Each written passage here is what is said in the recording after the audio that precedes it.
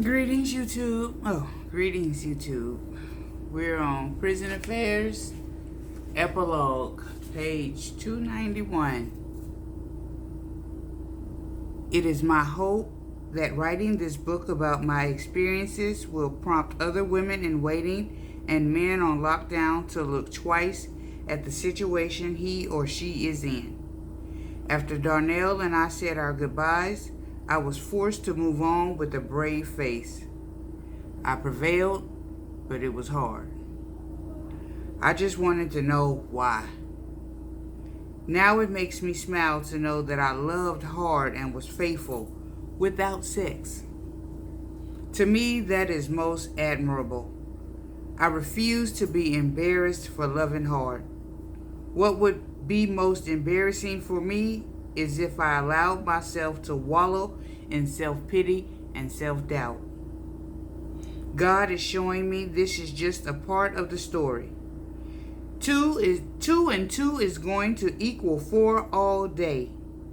We had a lustful desire that turned out to be just that. Daddy was a distraction while I was going through with Tyrone and soon became my soulmate. It is also my hope to enlighten society as a whole in relation to our incarcerated brothers. Some of the ladies from PTO who are no longer waiting stopped posting after their prison relationship ended. I still frequent PTO daily.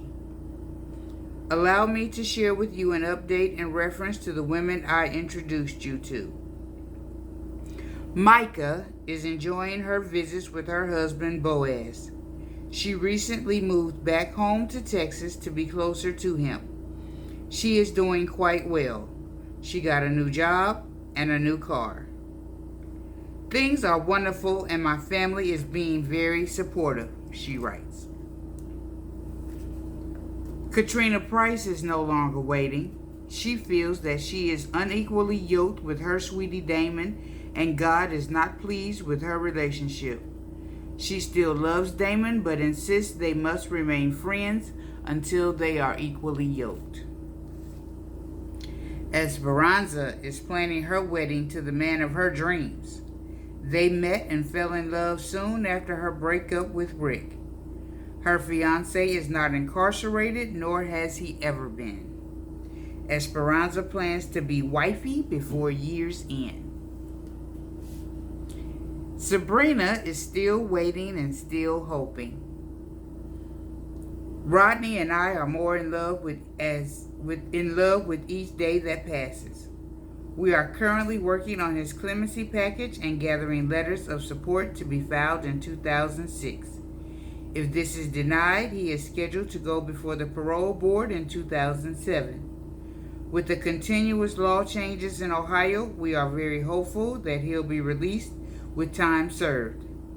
Though it's been several years with our lives somewhat on hold, these last couple of years ahead of us seems to be the most difficult. Madison is having doubts about her ability to wait because she is lonely and bored. Still, she knows she must wait because Dylan is and will always be her one true love. Rhonda is also no longer waiting.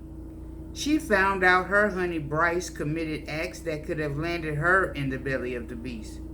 She still loves him, but feels he evidently did or does not love her. Gail is no longer waiting as well. She said her honey came home and all hell broke loose. Whew. She tried everything she could, but he was uncaring, disrespectful, lying, and cheating. I know that I won't ever be able to trust him, and that is going to make me miserable. I refuse to be in a relationship with a man that I cannot trust with my heart.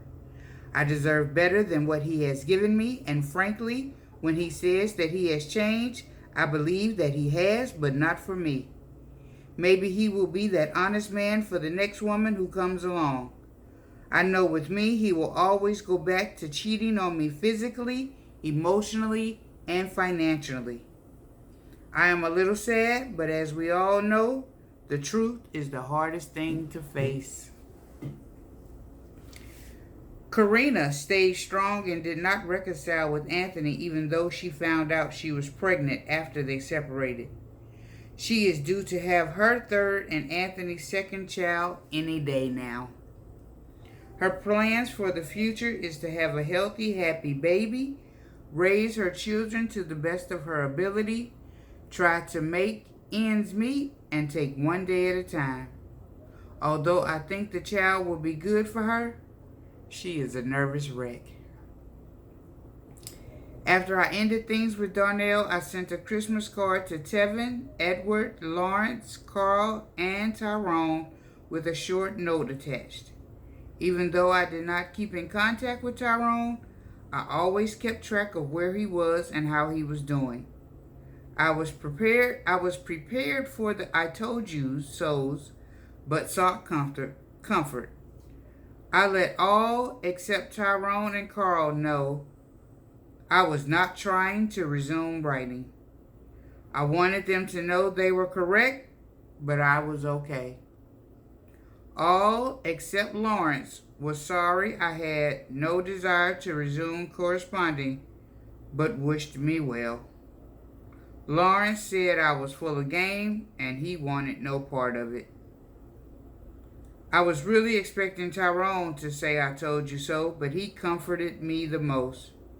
For a while, I didn't want to write any more letters to anyone, but I continued corresponding with Carl and now Tyrone. We are all taking one day at a time.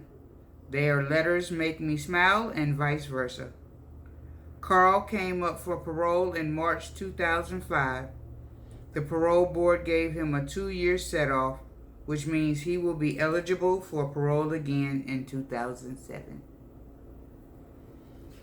April 2005. Tyrone is still working on his case and still professes his love for me.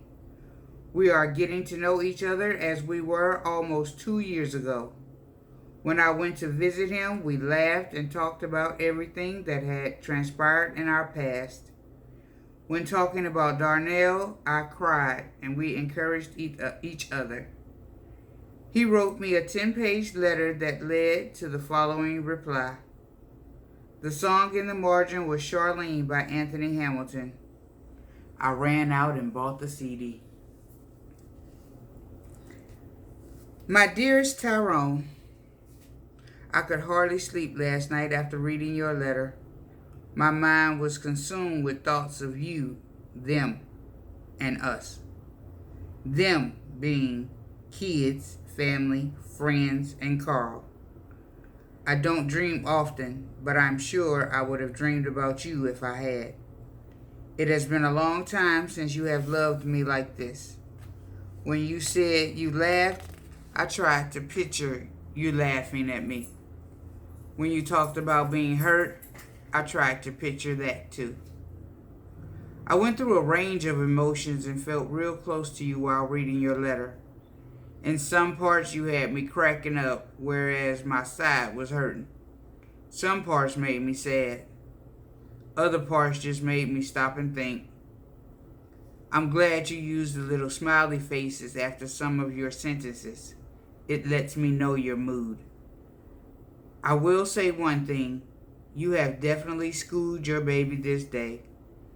It's going to take me a while to answer these 10 pages, so you best pull up a seat, turn on your radio, and get your mind right. I'm coming at you, dear one. No holds barred. Now, to answer your letter. I'm doing good, Bookie.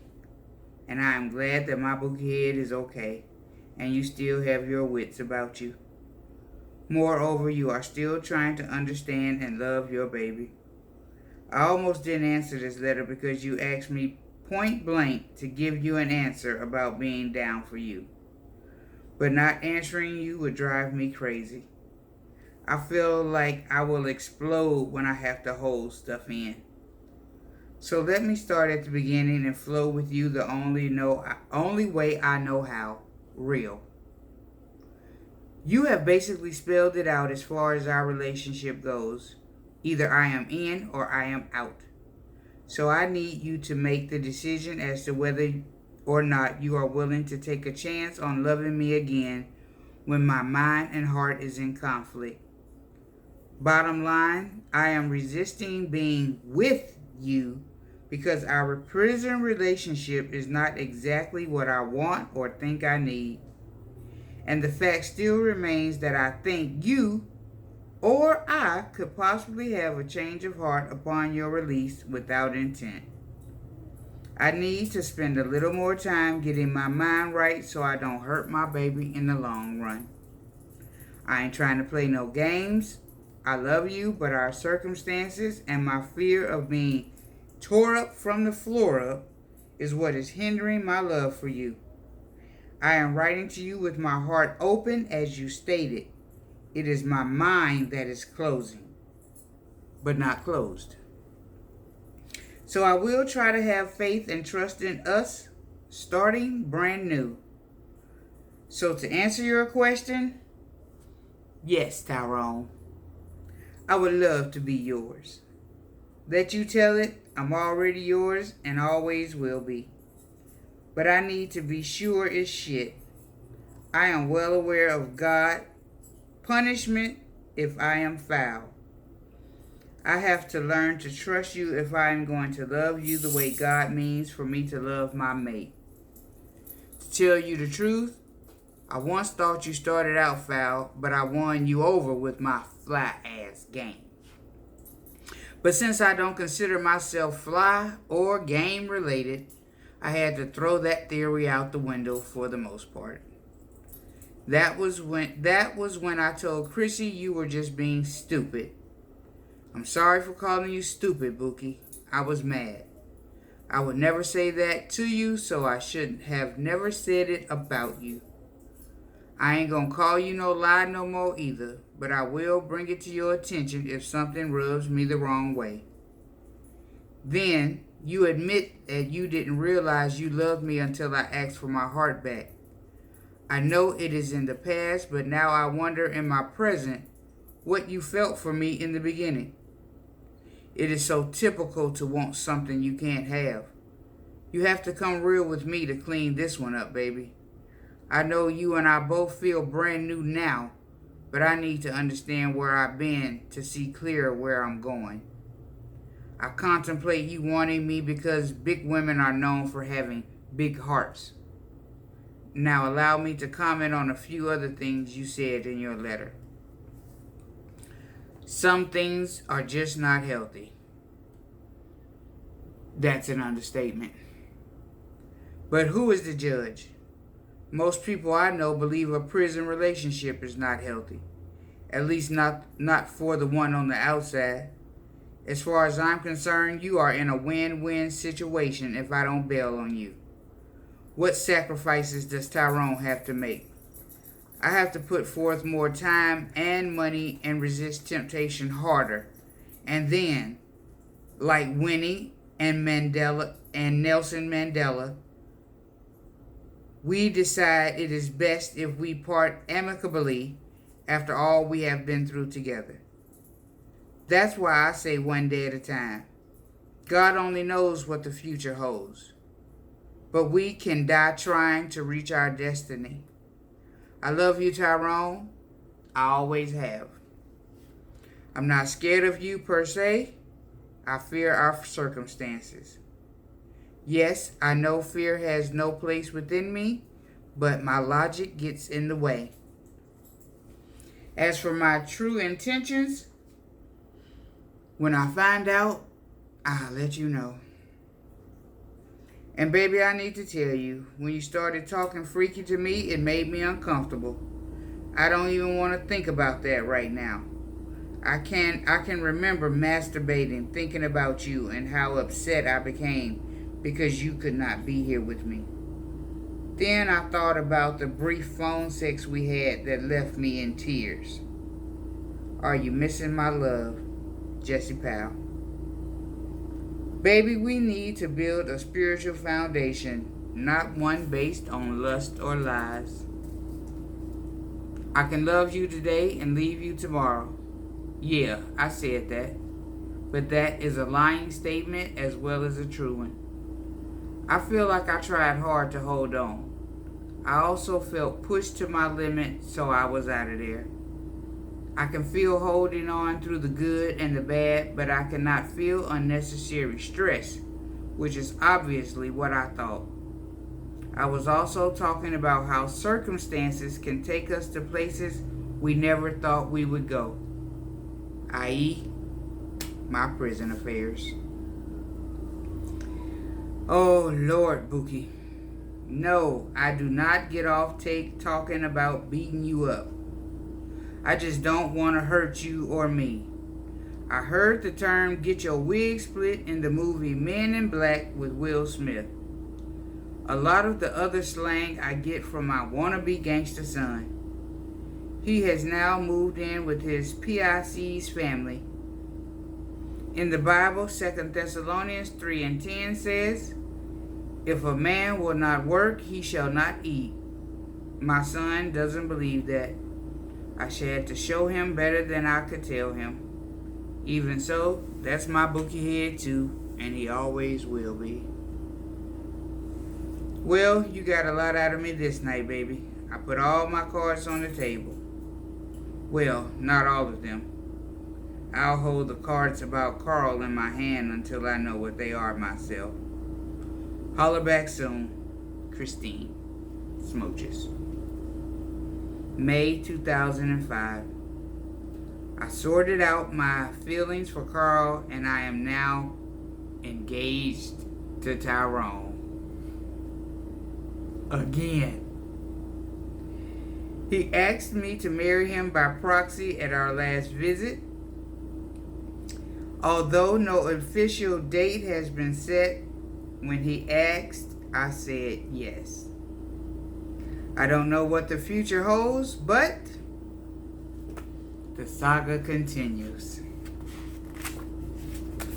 Free Pimp C. All right, y'all. That's it. That's prison affairs. Praise God. Praise God. Whew, that has been enlightening. Now, I'm going to come back with the episode to review the whole book. For those who don't want to go through 26 chapters, you can go through the next episode and get the book in one episode. All right? That's my time. Smooches. Peace.